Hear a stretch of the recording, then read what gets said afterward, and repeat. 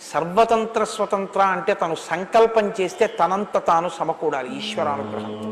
ఆయన ఇలా చేయి చాపడం, ఆయన అసలు ఇలా ముట్టుకోరు. ఆయన సంకల్పం చేస్తారు, అది వస్తుంది.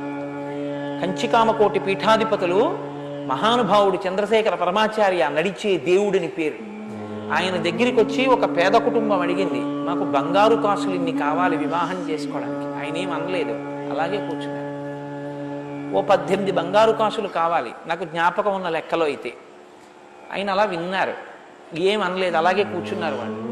కాసేపు అయింది, భగవన్ ఇలా వెళ్ళిపోతున్నాం, మీ దర్శనం కోసం వచ్చాం, ఈ 18 బంగారు కాసులు మీరు స్వీకరించవలసింది. ఐశ్వర్యవంతుడు వచ్చి ఆ బట్ట మీద వేశాడు. ఆయన సత్యదండంతో ఇలా తోశారు, అడిగిన వాడికి తీసుకోవాలి. ఆయన వారు అడగగానే ఆయన కామాక్షి అమ్మవారిని అడిగారు. కామాక్షి అమ్మవారు ఆయన్ని పంపించారు. అది సర్వతంత్ర స్వతంత్ర.